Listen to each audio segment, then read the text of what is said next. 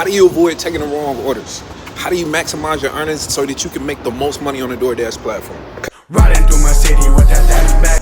I'm starting a YouTube channel, man. I know, right? It's gonna be dope, though. I'm gonna help some people. I'm gonna help a lot of people.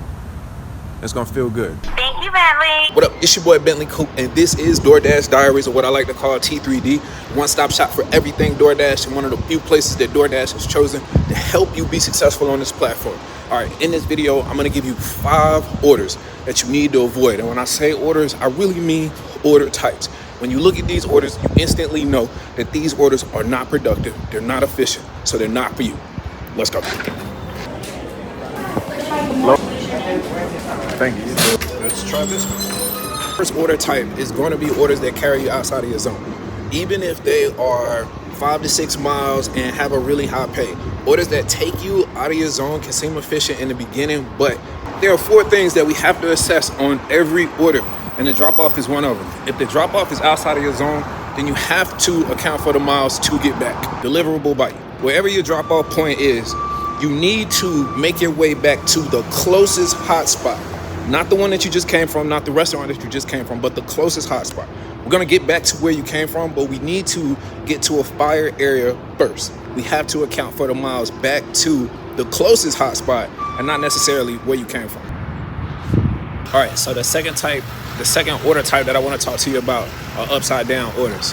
Upside down orders are gonna be any type of order that pays less than $1 per mile. In order to be successful doing this job, you have to know what your cost per mile is.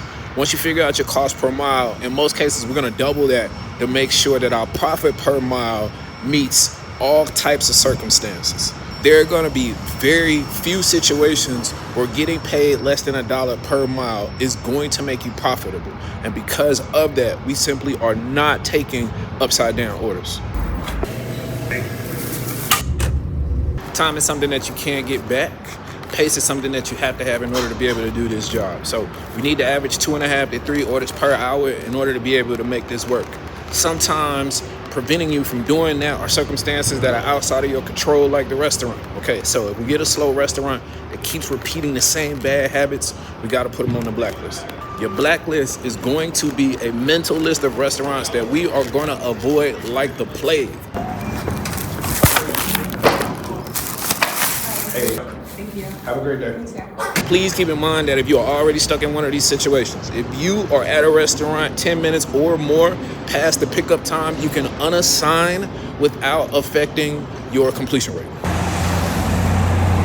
All right, so my next order type is common sense, okay?